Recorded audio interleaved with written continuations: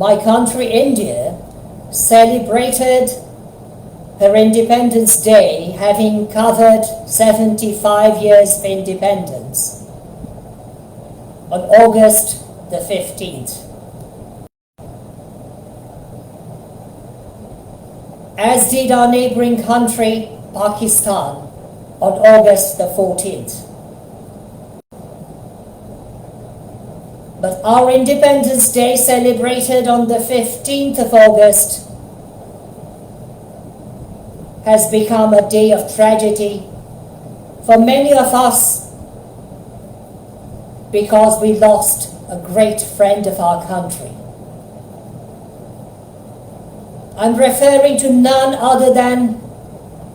the former General Secretary and President of the former Union of the Soviet Socialist Republic, Soviet Union, who, making sacrifices on his part, enabled various other countries of the world to appreciate the value of democracy, while notwithstanding the fact that thanks to his efforts, no doubt, even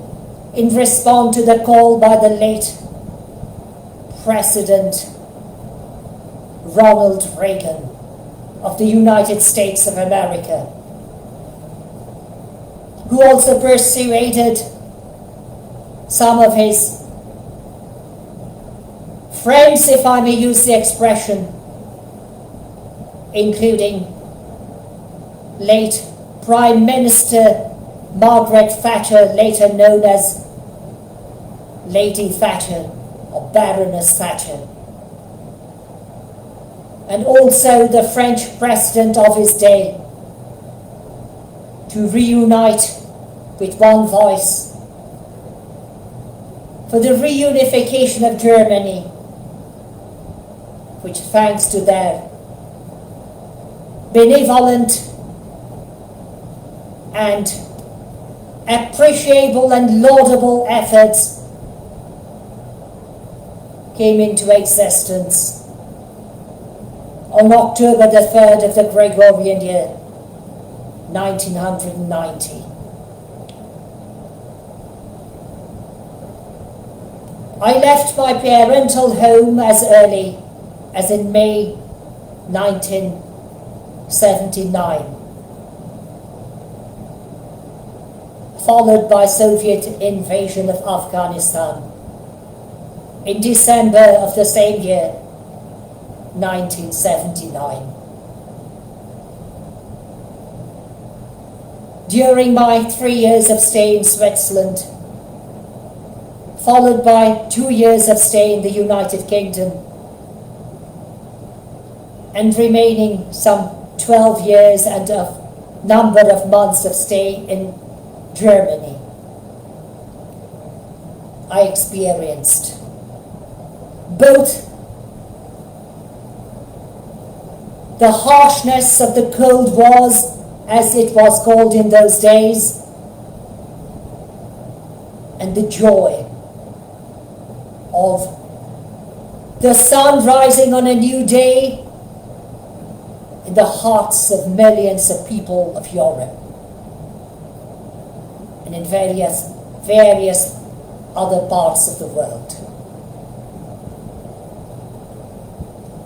Mikhail Gorbachev's death ought not merely to be considered by the Western world, but I should say, as per humanity's scanning standard, by the population of the world as a whole, even as a day of mourning, a very regrettable day. Mikhail Gorbachev through his recognition of humanity and the importance of the same, and publishing perhaps my very regrettable pronunciation of the two words glasnost and perestroika, brought the world to recognize the value of democracy for the world population as a whole. Even though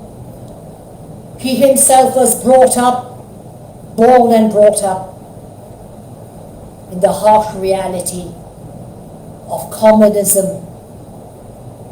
even denying the existence of God the Almighty and the harsh rules imposed by the former Soviet Union upon its own citizens and its neighbors, causing even millions of people to die of starvation in the brutal rule of some of his predecessors, including Joseph Stalin. This day is a sad day for those who believe in democracy, in humanity. But his death should not close the path of humanity. He lived a life to teach us humanity for others. Today, my neighboring country, as I already said, which also celebrated its Independence Day a day prior to ours, is so severely battered by natural calamities, by natural catastrophes. We Indians derived the name India as a country from so-called Indus Valley civilization. Because when the Aryans invaded India some 3,000 years ago, they were unable to pronounce the word Sindh, so-called the Sindh Valley, and began to pronounce the word incorrectly, Ind or Hind, giving rise to the name India, Indus Valley civilization, and even Hinduism, which is known today. But our ancestors were also the ancestors of the neighboring country so severely devastated by floods today, caused by torrential rains, torrential showers, causing such grave calamities. Humanity compels all of us to come forward by putting aside our feuds, our vacant pride, our falsehood of believing in theories which do not exist in practicality, to the aid of those whose ancestors with our ancestors lived together, shared common heritage, and fought for our freedom to their own detriment. Humanity compels us today to come forward and help the victims, even of our neighboring state, Pakistan, where some 3 million people have been affected by severe floods. More than 1,000 people died of the same. I, coming from a family of freedom fighters, as my late grandfather, who served in the Indian Army even during the First World War, lasting from the Gregorian years 1914 till 1918, who my late grandfather was stationed both in England and in France during those years, and according to some sources was taken a captive by the subordinated soldiers of late Emperor Wilhelm II, returned to India and began campaigning for Indian freedom by joining late Dr. Bidhan Chandra Roy. Beg you most humbly, I beg my fellow global citizens, but primarily my own fellow citizens of this country, to put aside the feud and the enmity aside, at least for the time being, and to come forward and to help the victims of our neighbouring state as well as our own country, those who have been so severely victimized by the floods, while thanking you in anticipation for the same and bidding you